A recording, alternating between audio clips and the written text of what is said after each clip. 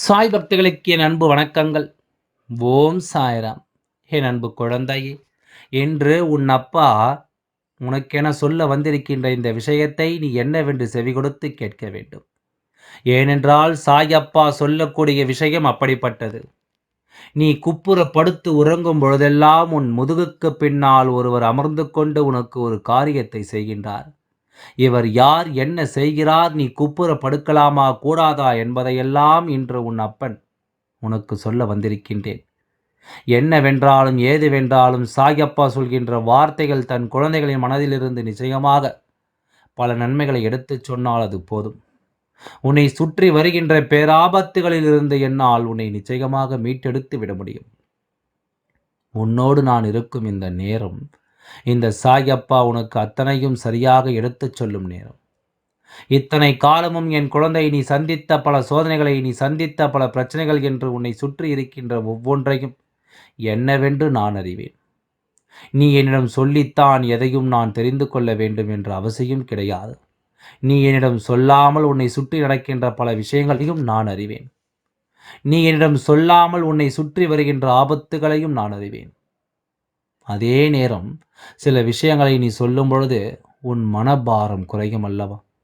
சாயப்பா சில விஷயங்களை நீ எடுத்து வைக்கும் பொழுது உன் மனதில் இருக்கின்ற தேவையற்ற குழப்பங்கள் நீங்கும் அல்லவா? அதனால் அந்த பிரச்சனைகளுக்கு அந்த இடத்தில் உனக்கு முற்றுப்புள்ளி வைத்து கொடுக்கப்படும். அதனால் தான் சாயப்பா சில நேரங்களில் சில விஷயங்களை நீ என்னிடம் பகிர்ந்து கொள்ள வேண்டும் என்று நினைக்கின்றேன்.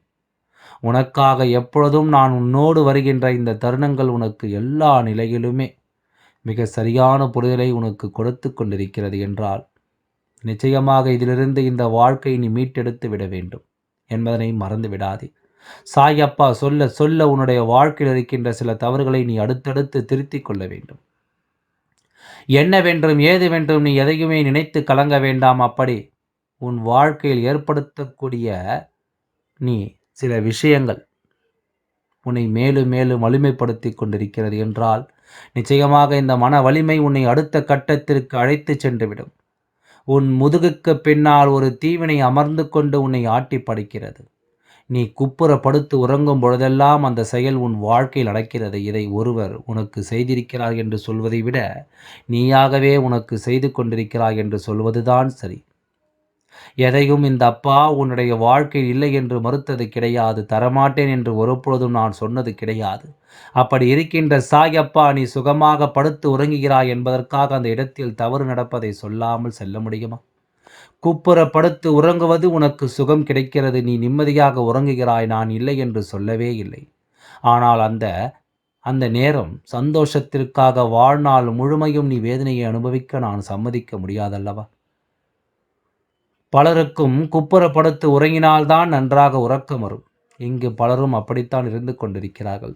இதையெல்லாம் தாண்டி இந்த வாழ்க்கை ஒரு சிலருக்கு சில விஷயங்களை எல்லாம் என்னவென்று சரியாக காண்பித்து கொடுத்து விடுவதில்லை.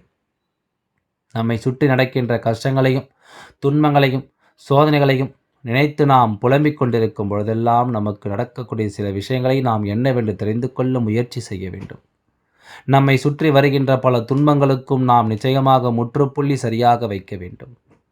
உன்னோடு நான் இருக்கும் இந்த நேரம், உன்னோடு நான் வருகின்ற இந்த நேரம், இந்த சாயப்பா நான் முன்னின்று உனக்கு ஒவ்வொன்றையும் சரியாக எடுத்துச் சொல்லிவிடுவேன் என்பதனை நீ மறக்கக்கூடாது. உனக்கான சரியான புரிதலை கொடுத்து உன்னை நான் வாழ வைப்பேன் என்பதனை நீ மறக்கக்கூடாது. இத்தனை நாளும் என் குழந்தை பட்ட துன்பங்கள் எல்லாம் போதும். இனி உனக்கு நான் என்ன தர நினைக்கின்றேன்? இந்த சாயப்பா நான் உன் வாழ்க்கையில் என்ன விஷயத்தை எல்லாம் கொண்டு வந்து சேர்க்க நினைக்கின்றேன் என்பதனை நீ நிச்சயமாக தெரிந்து கொள்ள வேண்டும். அப்படி நம்பி உனக்கு எல்லாவற்றிலுமே சரியான ஒரு புரிதலை கொடுத்து உன்னை நம்பிக்கையோடு வாழ வைக்க வேண்டும் என்று நீ எண்ணுவது உண்மை என்றால் இனிமேல் நீ நடக்கக்கூடிய நல்ல விஷயங்களைக் கண்டு நீ நிச்சயமாக பேரானந்தம் அடையத்தான் வேண்டும். உனக்காக இந்த சாயப்பா நான் முன்னின்று எதையும் ஏற்றுக்கொள்ளும் இந்த தருணம், இந்த வாழ்க்கையை உனக்கு நிச்சயமாக உச்சக்கட்ட மகிழ்ச்சியில் கொண்டு சேர்க்க வேண்டும். ஒரு வேதனையை நீ தூக்கி சுமக்கிறாயானால் உனக்கு அந்த சுவை தெரியவில்லை. ஏனென்றால் நீ நன்றாக உறங்கி விடுகின்றாய். உன்னுடைய உறக்கம் உனக்கு பின்னால் நடக்கின்ற எந்த ஒரு விஷயத்தையும் உனக்கு காண்பித்து கொடுத்து விடுவதில்லை என்பதுதானே உண்மை. அப்படி இருக்கும் பொழுது உன்னை தேடி வருவதும் உன்னை சூழ்ந்து நடப்பதும் என்னவென்று உன்னால் தெரிந்து கொள்ள முடியாது. ஆனால் சாயப்பா உனக்கு நிச்சயமாக எடுத்துச் சொல்கின்றேன். இந்த வாழ்க்கையில் நீ சந்திக்கின்ற எல்லா விஷயங்களுக்கு பின்னாலுமே நிச்சயமாக யாரோ ஒருவனுடைய மனவேதனைகளும் இருக்கத்தான் செய்யும். உனக்கு கிடைக்கின்ற வெற்றி இன்னொருவருக்கு தோல்வி, உனக்கு கிடைக்கின்ற சந்தோஷம் இன்னொருவருக்கு கவலை, இப்படித்தானே என்று சென்று கொண்டிருக்கின்றது. சாதாரணமான வாழ்க்கை அல்ல இது. பல போராட்டங்களும், பல சோதனைகளும், பல தடங்கல்களும், பல தீய விஷயங்களும் என்று ஒவ்வொன்றும் ஒருவர் பின்னால் ஒருவரை சுற்றி வந்து வேதனைகளை கொடுத்து கொண்டிருக்கின்ற ஒரு வாழ்க்கை. ஆனால் இதையெல்லாம் சமாளித்து நீ வாழ்ந்து வருகிறாய். இதையெல்லாம் என்னவென்று தெரிந்து நீ வாழ்ந்து கொண்டிருக்கின்றாய். உன் முன்னால் நின்று உனக்கு என்னவெல்லாம் சொல்லித் தருகிறேன் என்பதனை நீ நிச்சயமாக புரிந்து கொள்ள வேண்டும். உன் அப்பா உன் முன்னால் நின்று உனக்கு இதையெல்லாம் நடத்துகிறேன் என்பதனை கட்டாயமாக என் குழந்தை நீ தெரிந்து புரிந்து நடந்து கொள்ள வேண்டும். எத்தனை காலம் என் குழந்தை நீ ஏற்றுக்கொள்ள நினைக்கின்றாய்? பல விஷயங்களை எல்லாம் நீ சரியாக புரிந்து கொண்டோமானால் அதன் பிறகு உனக்கு வாழ்க்கை தருகின்ற பல சூழ்ச்சிகளிலிருந்து தப்பித்து கொள்ள முடியும். நீ என்ன சொல்வது, நான் என்ன கேட்பது என்று இருந்து கொண்டிருந்தாயானால் வாழ்க்கை முழுமையின்று இது போன்ற சோதனைகள் உனக்கு நடக்கும் பொழுது அதையெல்லாம் என்னவென்று புரிந்து கொள்ளாமல் இருந்து கொண்டிருப்பாய். அதையெல்லாம் என்னவென்று தெரிந்து கொள்ளாமல் நீ வேதனைப்பட்டிருப்பாய். உனக்காக இந்த அப்பா நான் வருகின்ற இந்த நேரம் இனி உனக்கு எல்லா விஷயங்களும் சரியாகவே நடக்கும். உனக்காக நான் வரக்கூடிய இந்த காலங்கள் உன்னுடைய வாழ்க்கையில் அத்தனை வெற்றியையும் உனக்கு ஒரு சேர கொண்டு வந்து கொடுக்கும் என்பதனை நீ மறந்து விடாதே. இந்த சாயப்பா நான் உனக்காக உன் முன்னால் சொல்ல நினைக்கின்ற பல விஷயங்கள் இன்னமும் உன்னுடைய வாழ்க்கையில் இருக்கத்தான் செய்கின்றது. இன்னமும் உன்னுடைய வாழ்க்கையில் இவை எல்லாம் இருந்து உனக்கான மாற்றங்களை தந்துவிடத்தான் செய்கின்றன. என்னவென்றும் ஏதுவென்றும் ஒவ்வொன்றையும் நான் உணர வேண்டிய நேரம் சாயப்பா இருந்து உனக்கு தரக்கூடிய மாற்றங்களை நிச்சயமாக என் குழந்தை நீ சரியாக புரிந்து கொள்ள வேண்டிய நேரம். எல்லாவற்றிலுமே நமக்கென்று ஒரு மனநிலை நிச்சயமாக இருக்கிறது அல்லவா? எல்லா சூழ்நிலையிலும் இந்த வாழ்க்கை உனக்கு அத்தனை உண்மைகளையும் எடுத்துச் சொல்கிறது அல்லவா? அதனால் இதையெல்லாம் தெரிந்து புரிந்து நீ சந்தோஷமாக உன்னுடைய வாழ்க்கையை நம்பிக்கையோடு வாழ்ந்து நீ கடந்து வர வேண்டும். சர்வ சாதாரணமான விஷயமல்ல அவனது. எளிதில் யார் வாழ்க்கையிலும் நடக்கின்ற விஷயங்கள் உனக்கு நடக்கிறது என்னும் பொழுது அது உன் முன்னால் நின்று உனக்கு தரக்கூடிய விஷயங்களை நீ நிச்சயமாக என்னவென்று தெரிந்து கொள்ள வேண்டும். சாயப்பா நான் இருக்கிறேன் என்பதை நீ உணரும் பொழுது இதை எப்பொழுதும் உன்னை தேடி நான் நடத்துகின்ற இந்த விஷயங்களை நீ கொஞ்சம் கொஞ்சமாக கவனித்து உன்னுடைய வாழ்க்கையில் இருக்கின்ற பல துன்பங்களிலிருந்தும் பல தீமைகளிலிருந்தும் உன்னை நீ மீட்டெடுத்து விட வேண்டும் என்பதனை மறந்து விடாதே. யாரும் எதையும் சொல்லிவிட்டு போகட்டும், உனக்காக உன் அப்பன் நான் இருப்பதை நீ அந்த இடத்தில் தெளிவுபடுத்த வேண்டும். அதாவது மற்றவர்களுக்கு அல்ல, உனக்கு நீ உன்னை யார் என்று தெளிவுபடுத்தி கொள்ள வேண்டும். நம்மை சுற்றி சாயப்பா வரும்பொழுது நமக்காக ஒவ்வொரு விஷயத்தையும் நுணுக்கமாக தேடி தேடி இவர் சொல்லிக் கொண்டிருக்கிறார் என்று சொல்லி என் குழந்தை நிச்சயமாக அதில் இருக்கின்ற காரணங்களை நீ தெரிந்து புரிந்து கொள்ள வேண்டும். இல்லையென்றால் தேவையில்லை. இந்த வாழ்க்கை உன்னை சுற்றி வந்து கொடுக்கின்ற பல விஷயங்களுக்குள் நீ சிக்கி தவித்து விடுவாய். பல பிரச்சனைகளுக்குள் மாட்டிக்கொண்டு நீ கலங்கிக் கொண்டிருப்பாய். உன்னை சுற்றி நடப்பதையெல்லாம் நீ என்னவென்று தெரிந்து கொள்ள வேண்டும். உன்னோடு நான் இருக்கின்ற நேரங்களை எல்லாம் எப்பொழுதுமே நீ சரியாக தெரிந்து புரிந்து கொள்ள வேண்டும். எந்நாளுமே அப்பா சொல்லக்கூடிய வார்த்தைகளுடைய வாழ்க்கையில் மேலும் பல புரிதல்களை உனக்கு கொடுத்து கொண்டிருக்க வேண்டும். மேலும் பல மகிழ்ச்சியை உனக்கு நிறைவாக தர வேண்டும். ஆனால் உன் உதவிக்கு பின்னால் அமர்ந்து கொண்டு ஒரு தீய விஷயத்தை ஒருவர் செய்து கொண்டிருக்கிறார். இதை எப்படி நாம் விரட்டுவது, இதை எப்படி நாம் செய்ய விடாமல் தடுப்பது என்ற உன்னுடைய யோசனைகளுக்கு எல்லாம் நிச்சயமாக பல தீர்வுகள் இருக்கத்தான் வேண்டும் அல்லவா? உன்னை சுற்றி பல விஷயங்கள் என்னவென்று நடக்கத்தான் வேண்டும் அல்லவா? நான் இருக்கும் வரை என் குழந்தை எதற்காகவும் நீ கலங்க வேண்டாம். நான் இருக்கும் வரை என் குழந்தை இந்த வாழ்க்கையில் எதை பற்றியும் யோசித்து நீ வருந்திக் கொண்டிருக்க வேண்டாம். உன்னோடு நான் இருக்கும்பொழுது இந்த சாயப்பா உனக்கென்று சொல்லிக் கொடுக்கக்கூடிய சில விஷயங்கள் நான் என்னவென்று உனக்கு தெளிவுபடுத்தி கொண்டிருக்கின்ற இந்த நேரம்.